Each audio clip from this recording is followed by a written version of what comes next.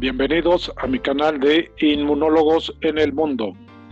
Tengo el gusto y el placer de presentar dentro de la serie Enfermedades y Diagnóstico la parte correspondiente a la realización de el diagnóstico médico.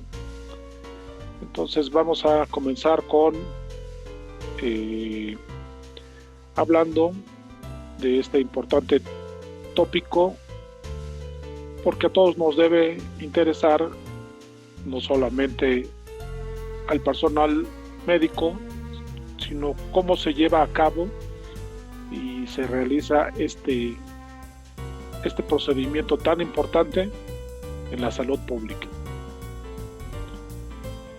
Muy bien, entonces comenzamos diciendo que el diagnóstico médico seguramente es la parte más importante del trabajo, ¿sí?, que realizan los galenos. Esto no es una exageración, esto se debe a que gracias a este es que se puede llevar a cabo un buen tratamiento. Entonces, si el diagnóstico no está bien hecho, lo que viene después, entonces no va a servir. Entonces, de ahí por eso la importancia de realizar un buen diagnóstico. El diagnóstico no es un fin, es un medio y es indispensable para un tratamiento adecuado y que el paciente pueda recuperar su salud, que es el objetivo final para el cual acudió al sector salud. Pero para que este se lleve a cabo de manera adecuada, tiene que basarse en estos dos conceptos: nociones exactas y hechos precisos. ¿Quiénes conforman el equipo de salud? Bueno, lo conforman el personal médico, el cual está a cargo de varias funciones, como es la de recibir al paciente, realizar una historia clínica y realizar una exploración física, y posteriormente encabezar el equipo para dar un diagnóstico y posteriormente a través de una receta un tratamiento. También se cuenta con el químico, el cual va a ayudar en realizar las pruebas de laboratorio, va a también participar tomando las muestras clínicas que se requieran, sangre y otras, y también va a emitir resultados en base a la interpretación de las pruebas que él realizó. El biólogo va a complementar también ese trabajo en el sentido de que hay pruebas en las que él está especializado y que pueden ayudar a identificar no solamente agentes vivos causantes de enfermedades. Las enfermeras juegan un papel muy importante, puesto dado que además de tomar los signos vitales a los pacientes, van a fungir en diferentes procesos de la atención al enfermo, como van a ser los cuidados, la administración de medicamentos y la supervisión, ¿sí?, de los tratamientos que se lleven a cabo, y en otros casos como ayudantes de cirugía. Las trabajadoras sociales van a realizar una labor de contacto con sociedades en las cuales puedan ser fundaciones que puedan ayudar a conseguir apoyos para el tratamiento de pacientes, y personal de intendencia. Es obvio que en cada parte del proceso se requiere contar con áreas limpias, en otros casos esterilizadas, y tratando de prevenir cualquier problema de infección intrahospitalaria. También hay que mencionar el personal administrativo, el cual realiza diferentes labores, desde la recepción del personal hasta el departamento de compras, el departamento de contratación también del mismo personal, el psicólogo, el cual va a ayudar a orientar acerca de la salud del paciente en caso de que haya necesidad de dar ciertas malas noticias, pero también para poder orientarlos acerca de cómo seguir mejor un tratamiento. El odontólogo también va a ser de mucha utilidad para procurar una salud de tal que no vaya a haber complicaciones y provoque ciertos trastornos que afecten también al metabolismo del sujeto. Entonces, todos este personal y algunos otros también que no mencioné en esta ocasión forman parte del equipo de salud. Muy bien, ¿cómo se realiza el diagnóstico médico? Bueno, se realiza con estas tres herramientas que aquí observamos. En primer lugar, ¿sí? y el orden en el cual se llevan a cabo es muy importante, es realizar la historia clínica del paciente, posteriormente realizar un examen físico y llevar a cabo pruebas diagnósticas en el caso de que sean necesarias, si es que no queda claro el diagnóstico con los dos elementos anteriores. La primera herramienta, que es la historia clínica, en el cual se recurre a la anamnesis, es decir, a la obtención de información a partir de los recuerdos del paciente. Recordemos que Némesis era la diosa griega de la memoria y también del sueño, ¿sí? Y entonces esto significa que hay que echar a caminar la ardilla para tratar de recordar una serie de información que es importante y que, si el médico cuenta con la suficiente experiencia, entre la mitad y las 3/4 partes del diagnóstico se pueden hacer únicamente con esta herramienta. Pero hay veces que las cosas no son tan fáciles. Bueno, entonces, ¿qué es lo que cuáles son los principios que debe seguir para realizar un buen interrogatorio? Dejar que el paciente se exprese libremente, no tratar de inducir respuestas en el paciente y preguntarle directamente cuál es el motivo principal por el cual acudió a esa consulta. Se dice que para interrogar bien hay que saber mucho. Prueba de ello es el maestro de la novela de detectives, Sherlock Holmes, y sus técnicas tan depuradas de obtener información y de ser un observador muy agudo. Muy bien, afortunadamente ya se cuentan con programas de cómputo en donde la información de la historia clínica puede ser resumida en base a estos 5 grandes bloques. Primero se le van a pedir datos de identificación al paciente, posteriormente se le va a preguntar sobre los antecedentes de enfermedades que hayan padecido él y sus parientes más cercanos, serían los antecedentes patológicos, pero también se le va a preguntar sobre antecedentes no patológicos, aquellos como los hábitos alimenticios y los hábitos de higiene que tenga el paciente, así como en el caso de las mujeres preguntar acerca de cuántos hijos ha tenido y otras características. Después se pasará a describir en el tercer bloque el padecimiento actual, en el cual va a empezar se le pide que describa cómo inició, cómo evolucionó y actualmente cuáles son los síntomas que padece. Después, en los síntomas generales, al paciente se le va a preguntar por una serie de problemas que pueda tener y se le va a realizar un interrogatorio tratando de identificar cuáles son los aparatos y sistemas que se ven afectados en dicho paciente. En diagnósticos anteriores, entonces, se preguntará de qué ha estado enfermo y sobre todo qué terapia o medicamentos ha recibido, ya dado que esos podían estar provocando un problema de salud y por lo tanto hay que pedir estos antecedentes. Una vez concluida la historia física y guiándose en base a lo que el paciente hizo mención en la misma, se va a realizar el examen físico.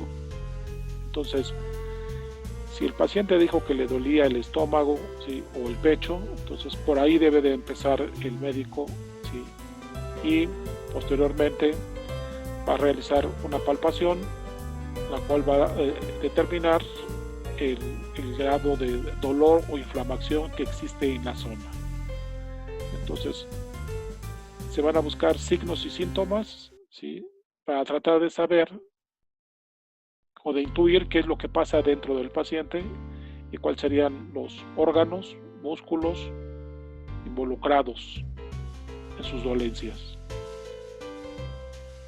¿Con qué instrumental se cuenta? Bueno, esto es un martillo para medir reflejos. Esto es un otoscopio para ver el interior de la cavidad auditiva. Las manos van a ser el instrumento más importante. Con esto se puede medir el pulso de una persona.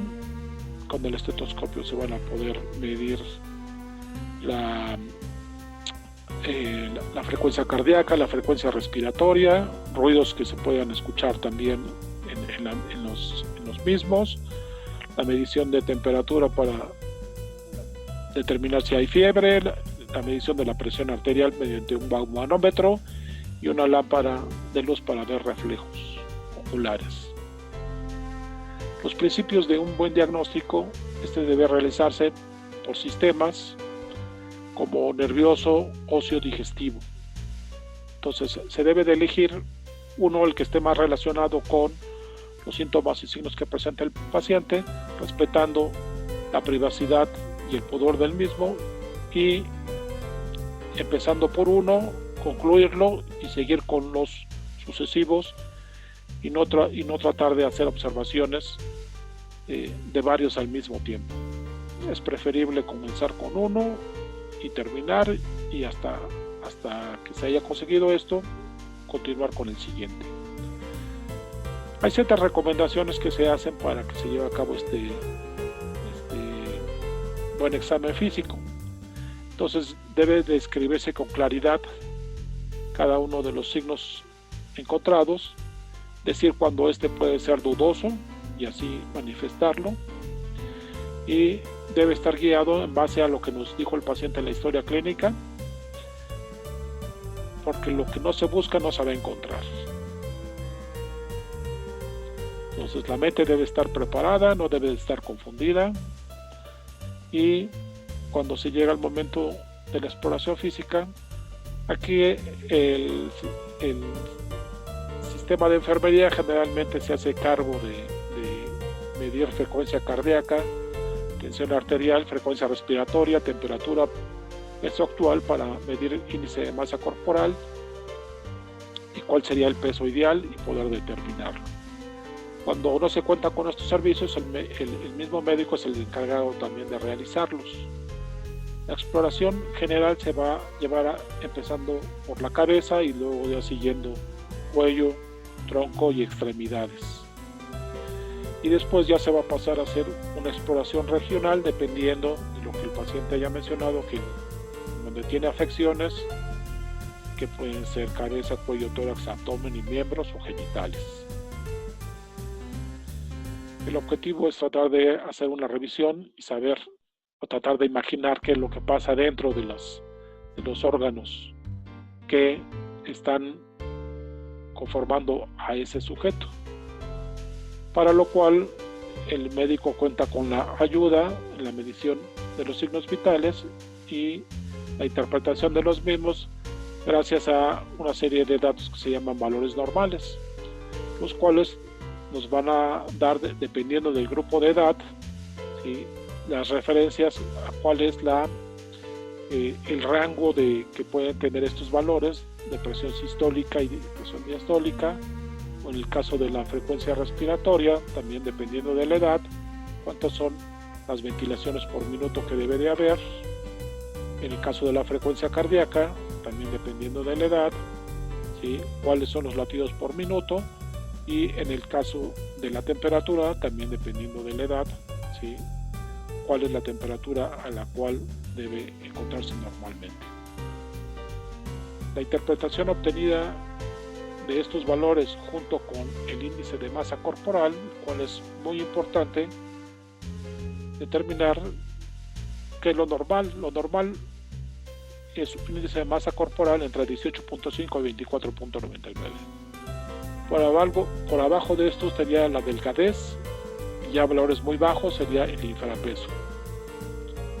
Por arriba encontramos el sobrepeso cuando el IMC rebasa los 25, el preobeso cuando está entre 25 y 29.99, y la obesidad hay 3 grados de la misma cuando rebasa los 30 de este índice.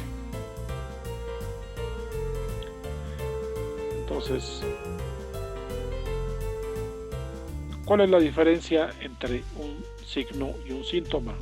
Entonces, podemos decir que signo es lo que se ve y síntoma es lo que se siente. Entonces, un ejercicio al cual los invitamos a realizar es que hagan un listado de signos que conozcan y síntomas y que los escriban dentro de una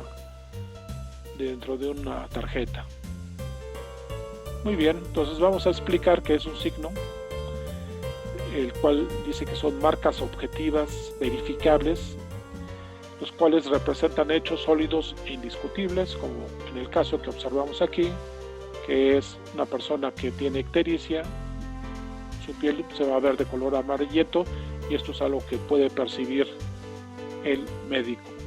A veces el paciente no es capaz de percibirlo porque como él se ve todos los días, esto no es tan fácil.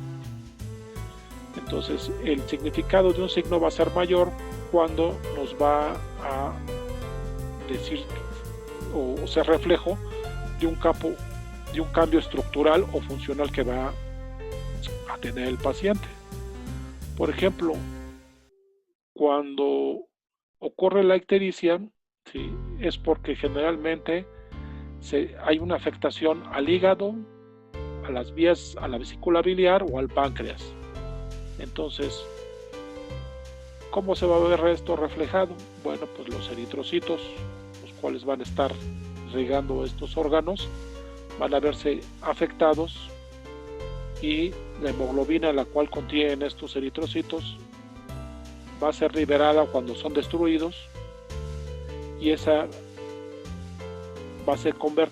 hemoglobina va a ser convertida en bilirrubina, la cual es de un color verde amarillento, y la acumulación de esta en la sangre va a provocar que tanto la piel como la esclerótica muestren este color amarillo, y entonces ese color amarillo en los ojos o en la piel nos va a estar reflejando este cambio estructural en el hígado, en el páncreas o en la vesícula.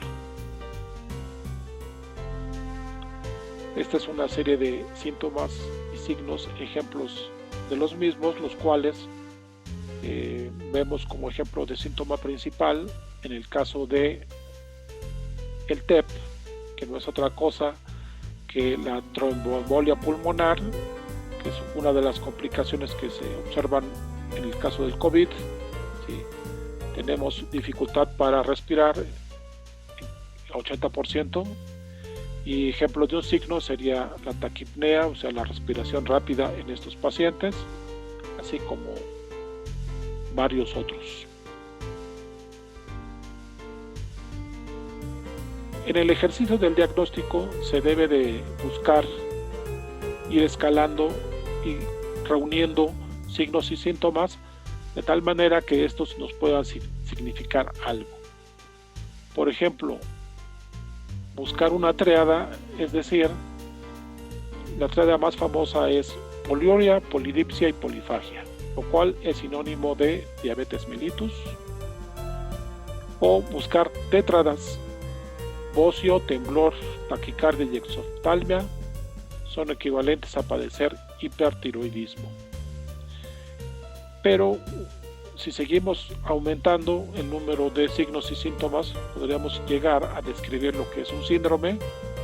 En este caso, hinchazón subcutánea, ronchas alrededor de los ojos, manos, hinchazón de manos, pies y garganta, serían lo conocido como angioedema, ¿sí?, inflamación del tejido subcutáneo y que puede afectar los órganos alrededor de los ojos, manos y pies.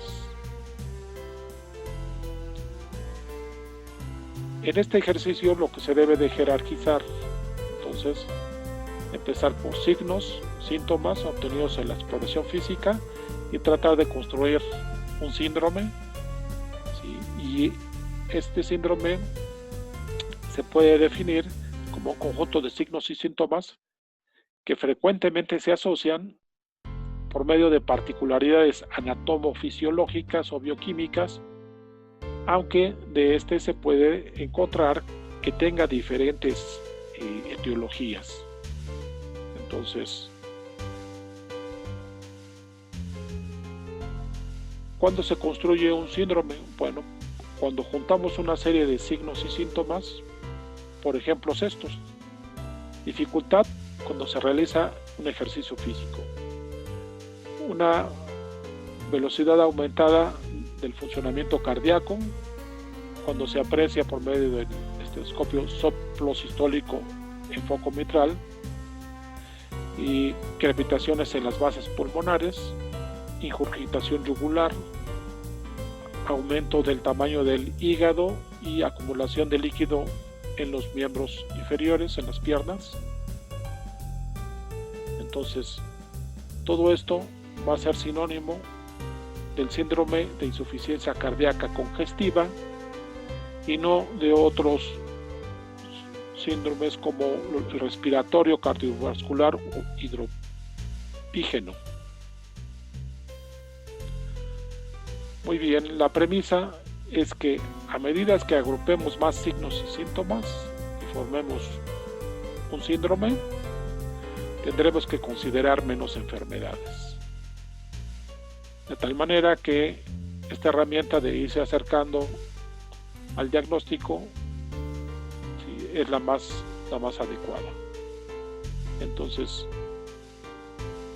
reuniendo mediante el ojo experto signos y síntomas encontrados en la exploración física y en la historia, vamos a construir el síndrome, y entonces se va a poder decir, bueno, entonces lo que yo creo que el paciente tiene es la enfermedad, y lo debemos hacer esta hipótesis diagnóstica, ¿sí?, seleccionando los signos y síntomas que tengan mayor jerarquía o que tengan más peso, ¿sí?, en el cuadro clínico que se está observando. Por ejemplo, ¿ustedes cuál creen que tenga más peso de estos dos signos o síntomas? ¿El sangrado digestivo o la astenia o decaimiento? Entonces, ustedes dijeron sangrado digestivo, están en lo correcto, porque esto ocurre en pocas enfermedades. Entonces, mientras que la astenia o decaimiento ocurre en la mayor parte de las enfermedades. Entonces, tiene mayor valor diagnóstico este signo, ¿sí?, que este síntoma de astenia.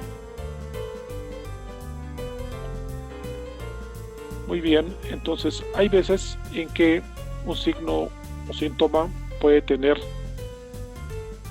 una mayor importancia en el diagnóstico. Vamos a poner de ejemplo que se llama hemoptisis, que es la presencia de sangre en saliva, ¿sí? Entonces, cuando el paciente empieza a escupir sangre, entonces hay ciertas cosas que debemos de preguntarle, como cuál es su edad, el sexo, los antecedentes de fumador que tenga, las bronquiectasias, ¿sí?, y los antecedentes personales. Entonces, ¿esto por qué? Bueno, porque la hemoptisis está presente, por ejemplo, o principalmente en estas 4 causas: cáncer, tuberculosis, bronquiectasias y por problemas vasculares.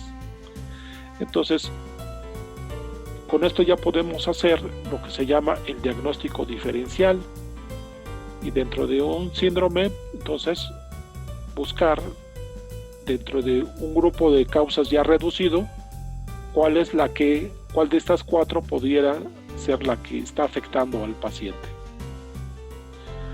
Entonces,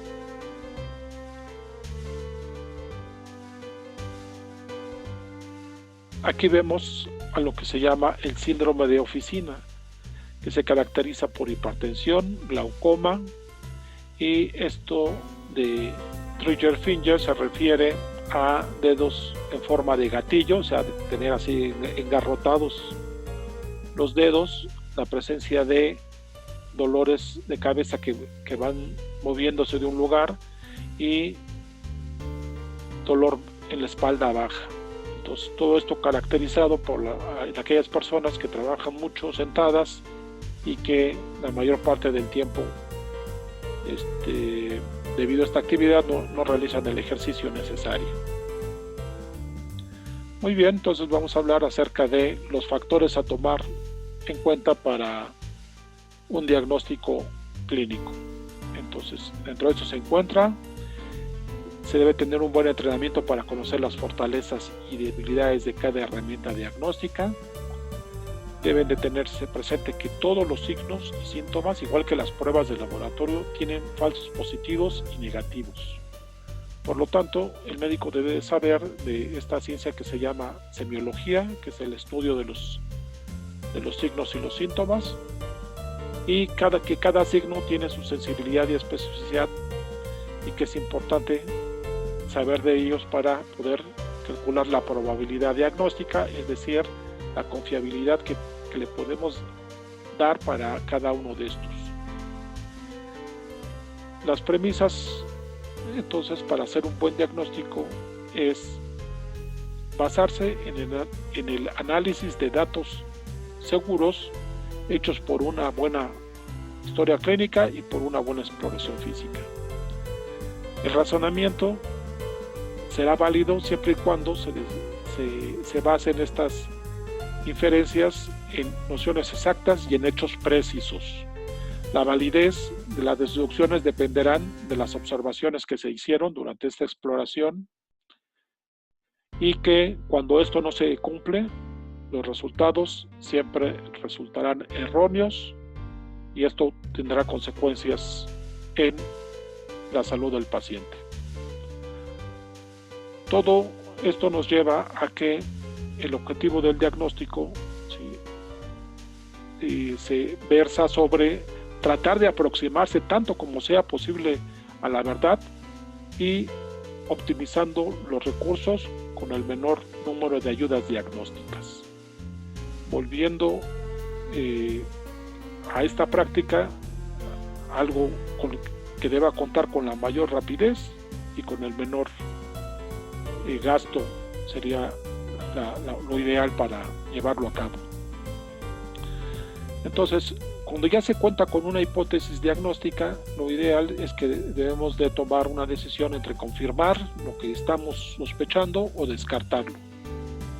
Y debe hacerse en el menor tiempo y evitando un gasto excesivo en los recursos, para tratar de determinar qué es lo que tiene el paciente.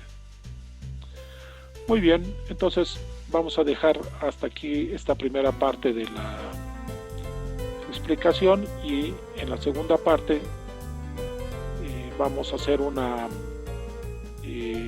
a continuar con el tema, motivo por el cual los invito a, si les gustó la información que están viendo, darle like y suscribirse al canal a aquellos que todavía no lo han hecho. Les agradezco mucho su atención.